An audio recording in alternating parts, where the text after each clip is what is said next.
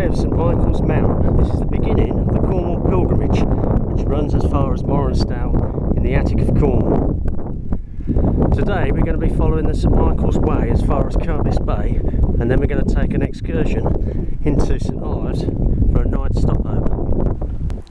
As St Michael's Mount begins to fade in the distance, we pick up our first marker, which is a small journey to Ludgvan, the village of Ludgvan.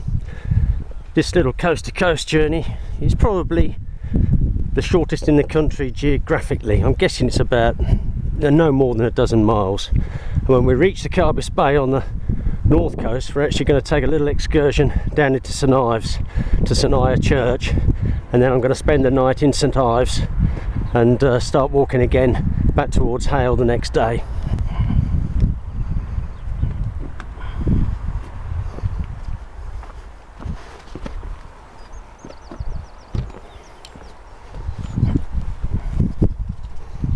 Just negotiated a railway track here. It's the main line between Penzance and Paddington.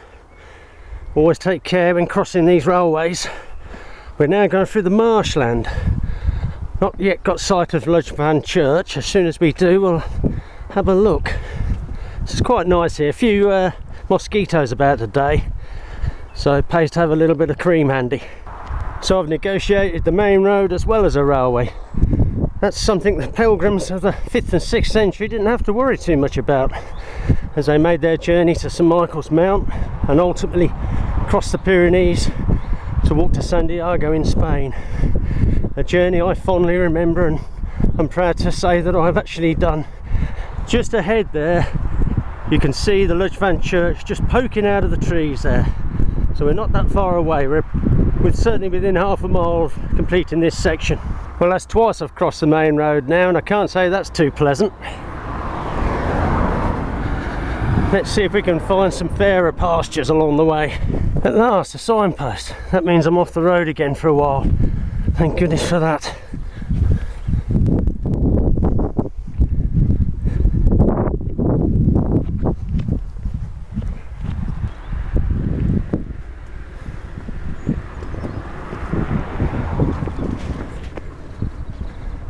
Just arriving at the church, and blimey, what's this? A pub? Well, that's as good a place as any to get refreshment. I think I better go and have a drink. Just made it before closing time. Better go and have a look at the church now.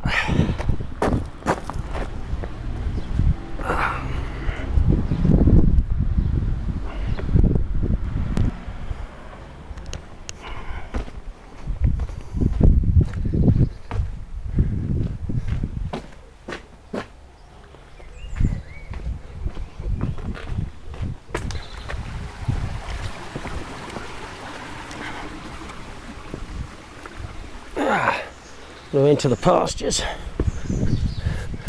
Hopefully not too many cattle about. Not that wild about them, having been stampeded up in Muncaster many years ago when I was walking around Great Britain, or running round rather on that occasion. This is better though. Not too great a threat there.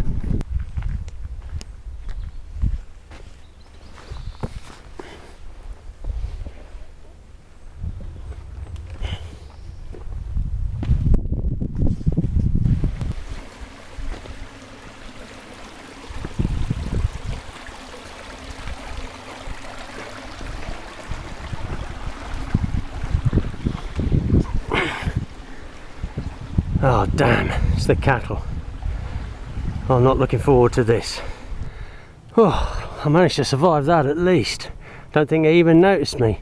And I've been rewarded with a wonderful view, distant view of Michael's Mount there, and Ludgvan Church again, just poking through the trees, and a little bit of sunshine too. You can't beat that. And now it's time to walk downhill, having encountered the steep pastures. Looking forward to this.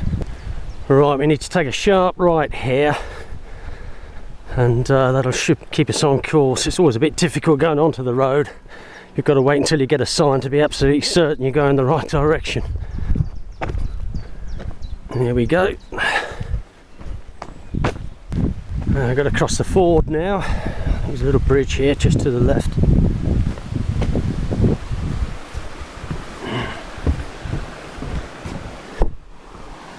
Didn't want to drop my camera in the water, but it's at least safely negotiated. And on we go. Oh no, more cattle ahead. Not looking forward to this.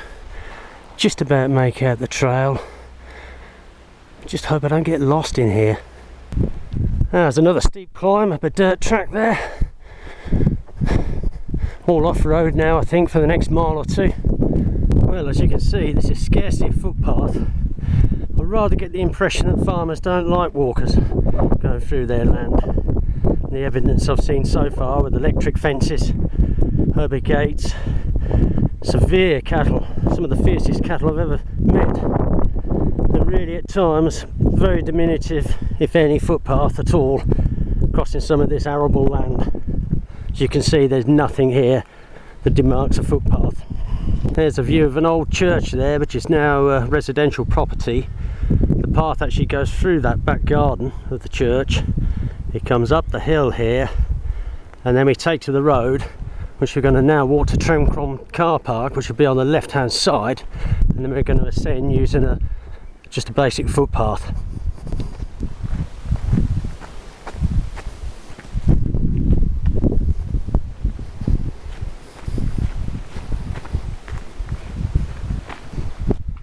Back on the dirt track again. Another 3 miles almost to Neil's monument. Nice little escarpment here. I think there must have been very small people in those days, because I'm stooping at times to get underneath some of this shrubbery.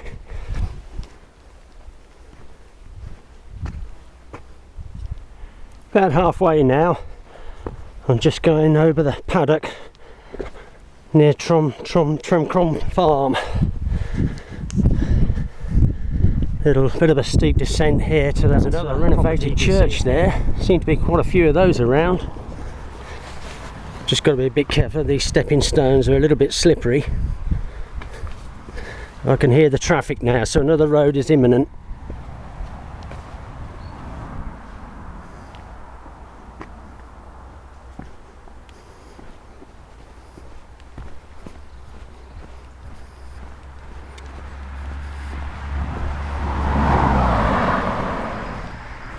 Bowl Rock Chapel, so that is the name of that residence we've just walked past. Just got to find the next signpost. I'm not quite sure where to go here, there's no indication. Time to do a recce, I think.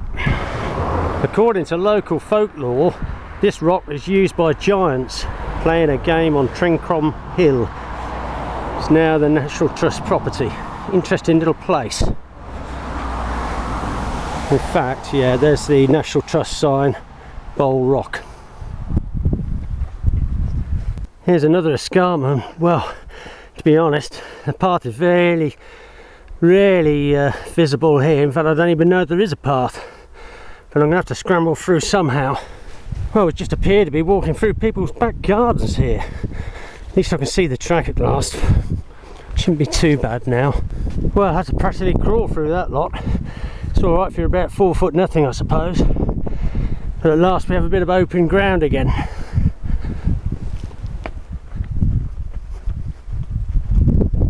Just crossing another paddock. You see there Dobbin in the distance. Looking around, it's a little bit windier now. At least I've got the comfort of seeing Neil's monument there ahead in the distance. That's another section done, and I've now got the problem of finding another arrow. Finding which direction to go. There doesn't seem to be any indication whatsoever.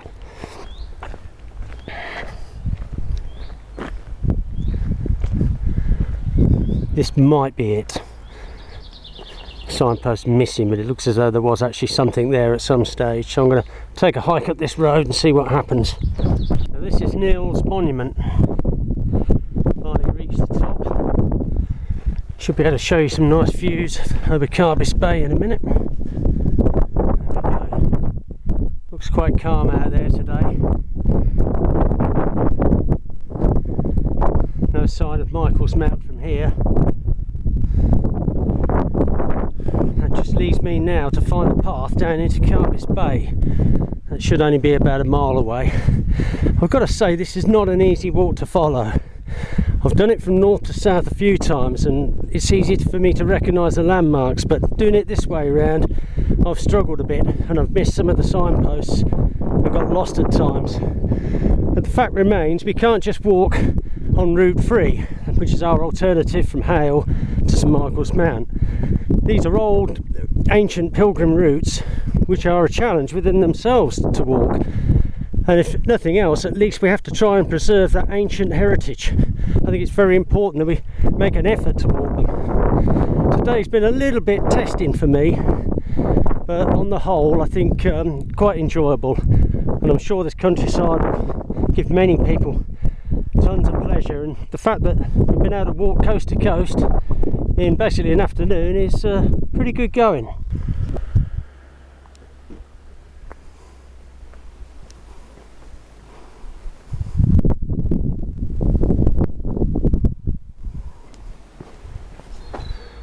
From those linking with the coast path, this is the point that you actually join the St Michael's Way if you were heading towards St Michael's Mount. In other words, you'd have to follow Steeple Lane to get to the top of Nill's Monument.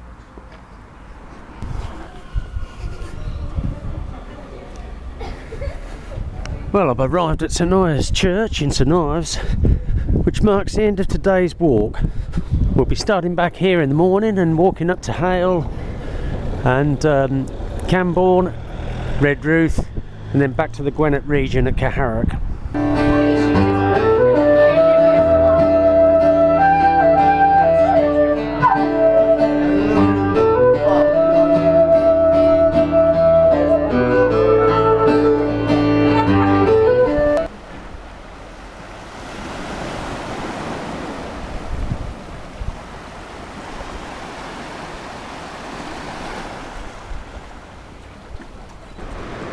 One final glimpse of St Ives before we head off up the coast path to Lelant. That's the first staging post in today's journey.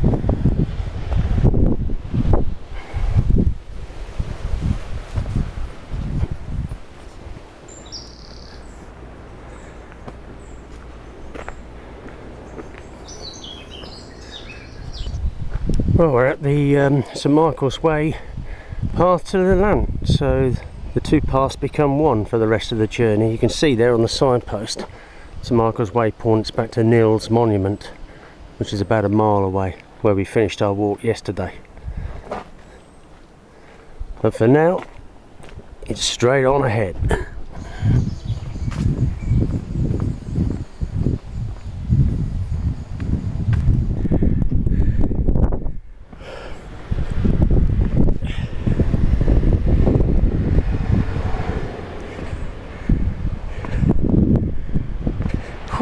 Good all-round workout here on the coast path.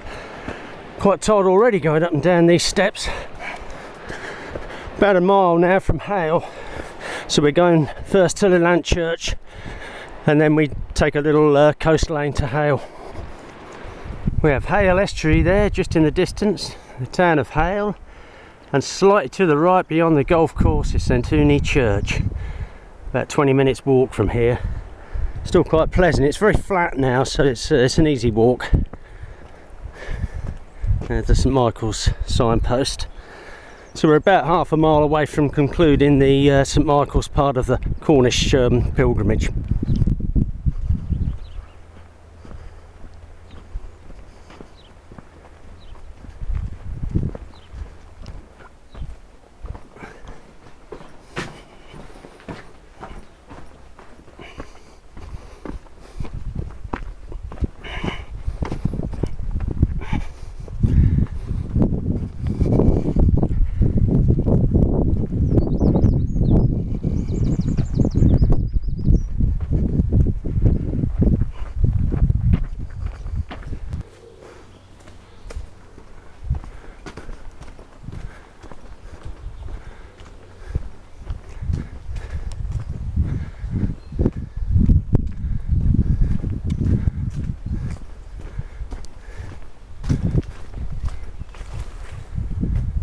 St Uni Church, the conclusion of this part of the Cornwall pilgrimage. Basically a pilgrimage within a pilgrimage, not forgetting that the St Michael's Way is still an ancient part of the old Camino de Santiago, which the saints took in the earlier centuries. What a lovely way to finish a walk. Off to Hale now, and probably a few miles on Route 3 to get myself up to Camborne.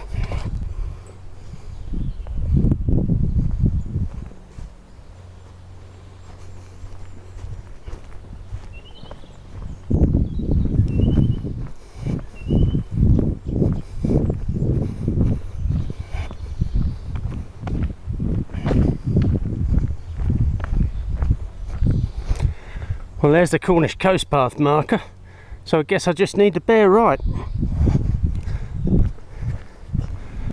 Just walking by the Lance station. It's actually been modernised and turned into a little cafe. I was hoping to see the train. Keep missing it, it's always out of sight when I walk by.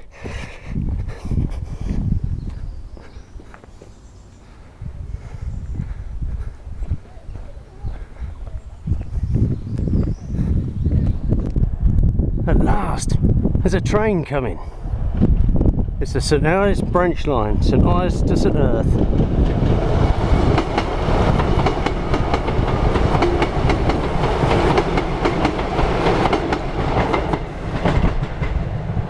That'll delight the holiday makers. Just coming up to the River Hale now, so we're about less than a mile from Hale itself. And here's a completely different view of the Hale estuary.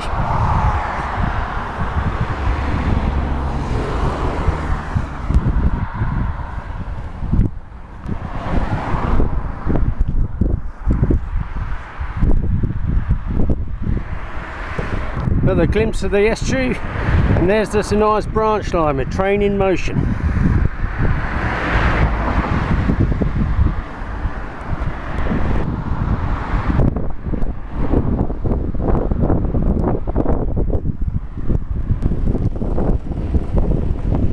Well, we've arrived at Hale. See above this spectacular viaduct. It's also Hale is also home to St Julia's Hospice, one of the charities that we support. There's not really a lot else here, I have to say. It's rather held as a hostage by the A30, and in any case St Ives generally plays a strong hand in tourism, with many attractions there for people to visit. But I do like having a cup of coffee here. And I've just spotted my favourite cafe, so I think I'll go and have a bit of refreshment. Just arriving in Camborne on the National Cycle Trail Route 3. Straight ahead is the church. And from here I'm going to walk through the town and pick up Route 3 again, which links with the Great Flat Lode. That'll actually take us over the Carn. That's a very interesting walk. We should probably reach the Carn in another hour's time.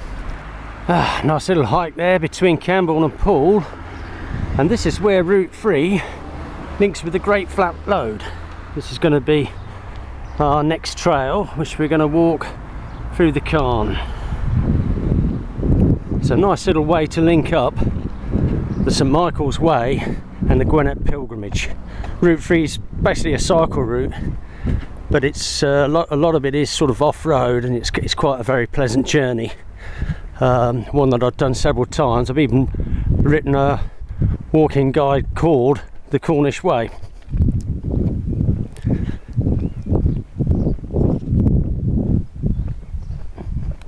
You can just see in the distance there Carnbray Castle and the monument.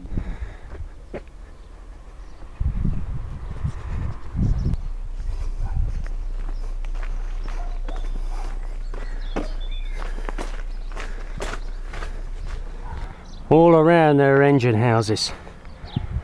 This was once the tin mining capital of the world.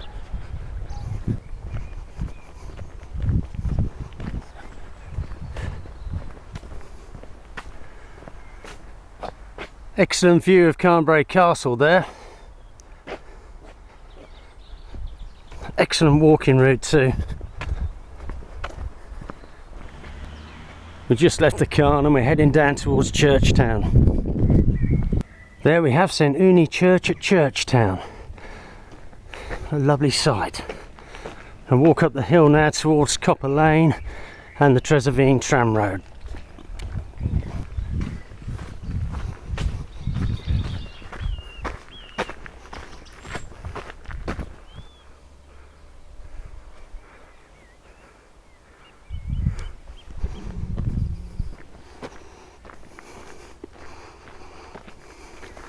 Yeah, little crossroads here.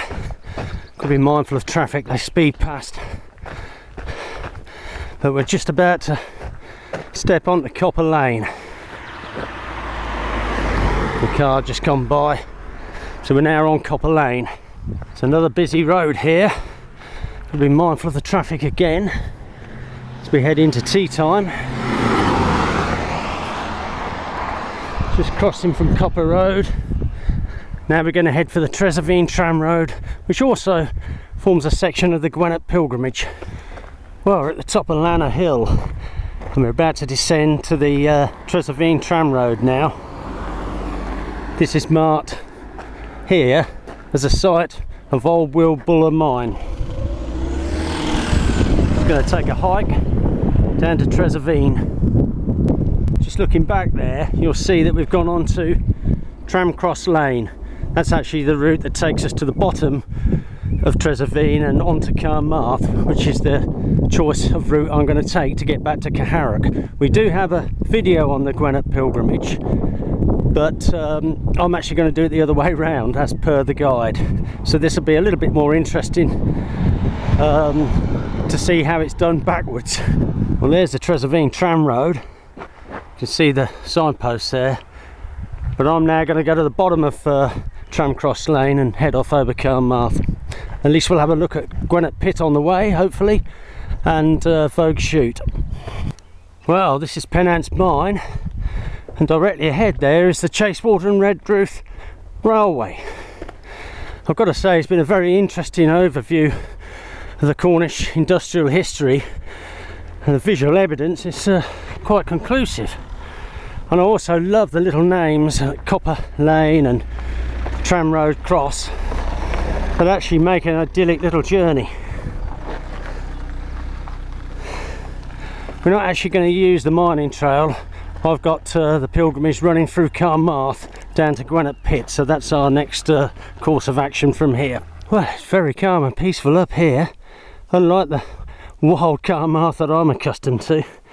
It's quite muggy at the moment. I think there's going to be a storm about later, but I'm so glad that it is calm, because we've got lovely panoramic views all round here. There's Lanna below, just below there, and turning the camera around we can see St Day and Caharrock. Excellent viewing day today, and not a bit of noise at all. Very unusual that. Look how calm the water is on the quarry there.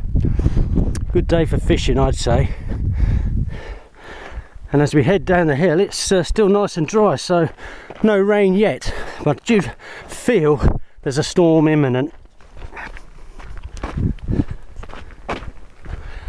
And there's the old ruin on the left to mark the steep descent down to Gwennap Pit. This can be a bit muddy normally, but I think we should be all right today. Well, it's just starting to rain now as we bear left towards Gwennap Pit. But at least we're on solid ground now till the rest of the journey finishes. So it is raining quite hard. So I think I'm going to have to cape up. And there's Dobbin. He's here a lot in Cornwall. Loves the place. Definitely a scene that typifies Cornwall in any case. And here's a scene that typifies ancient Cornwall. Gwennap Pit. And there's a little Wesleyan church where John Wesley used to preach throughout the mining era. Tiny little church.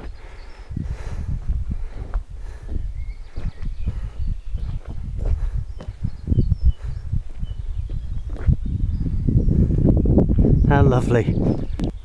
So off we go again. Heading downhill, we're going to bear right and walk down past Vogue Shoot. Might actually pop in the pub. I'm about due for a pint.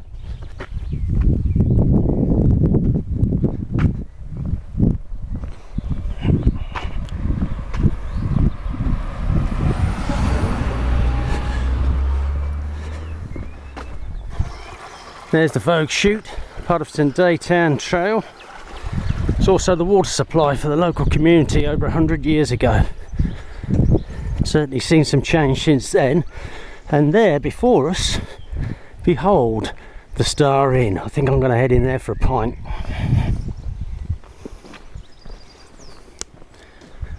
Just leaving the Vogue chute there.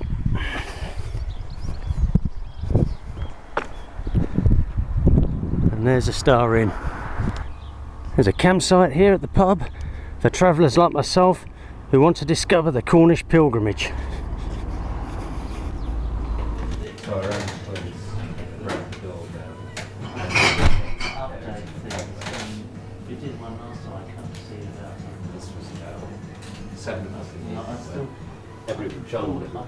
Emails that I've done myself to you. I can't sort out the pages again. I've tried. So I need to go through. Well, that was a refreshing interval at the Star Inn Vogue. We're now just passing the town clock in St Day. Continuing through St Day, I'm just going to stop briefly to have a look at the old church. Sadly it was decimated by Death Watch beetle, but it's still quite an interesting place to visit. There's the contemporary church. They still have services there each week.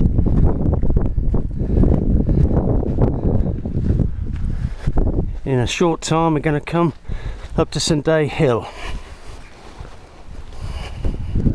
The roof repairs were never made to the church, unfortunately. I suppose it cost too much money. But at least they can have a service still in the village.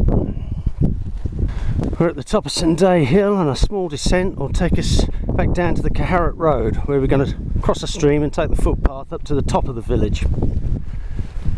You can see a St Piran's shoal there to mark the trail, and the lovely beautiful scenery that lies all around.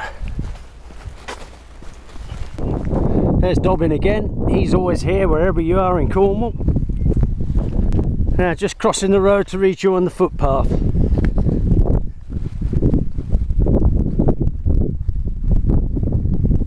Often underwater this bit during the winter, hence the reason why there's stepping stones. This path is actually quite good, a little bit muddy here, but it's solid for most of the way up to the village.